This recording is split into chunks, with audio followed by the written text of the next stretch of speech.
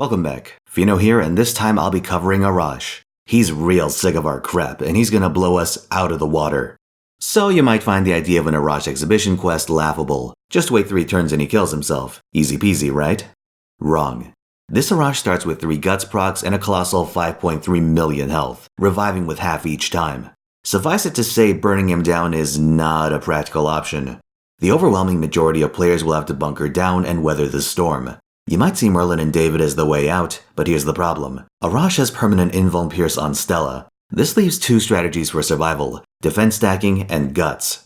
Defense stacking is kinda technical and fairly material intensive, but the math goes something like this. You have to hit 100% team-wide. Mash gives 20% from skills and at least 30% from Lord Camelot. Wafer gives 30% from his own skill. That leaves 20% unaccounted for. One way of getting it is with Bedivere. He gives 30% party-wide and he can do it at skill level 1. The downside is that he'll get obliterated, being a saber and all. Caster Gilgamesh gives 20% from his NP. Hans technically does too, but you know. Jean can hit 20% but only at NP 3. Boudica can actually hit 40% with her NP but has the horrible drawback of being Boudica. Also, if you have limit broken copies of Iron Will training, you can exploit them here. Moving on to the Guts approach, you've got a lot of flexibility. The event CE gives 1 application, so fresh players can opt to keep them separate until they clear this particular fight. Otherwise, Guts CEs are very common and you shouldn't have an issue filling slots.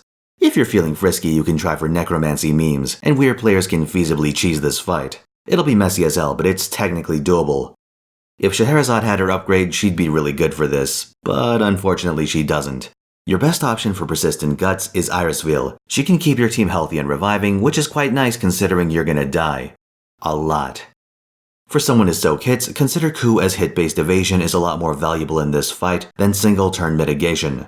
Now you might be wondering why you'd even bother with evasion considering Stella ignores it. Well, Arash himself hits like several trucks, and if he pops your guts before a Stella turn, you're in deep shit. As a finisher, consider Heracles, because if you get him alone with Arash, he can run down the clock on the last few Stellas. Just make sure he's not on the field at the same time as Coup. Arash can bounce back and forth to mess up both if you're not careful.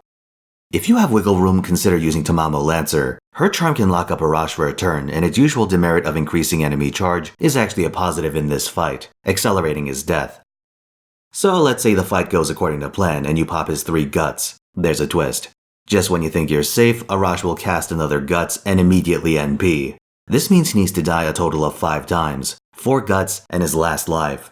Dude's a real prick.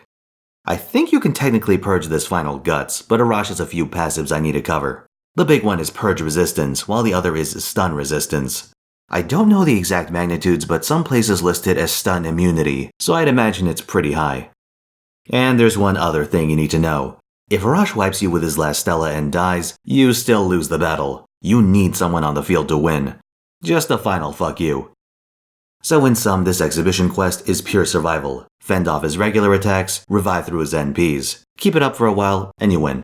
Conceptually, it's mercifully simple compared to the Suzuka fight. And that's all for today. Stay tuned, because next time we're fighting Arjuna and Karna. If you enjoyed this video, by all means like, subscribe, and tell a friend. I stream every weekend on Twitch, 3 PM Pacific time, so drop on by.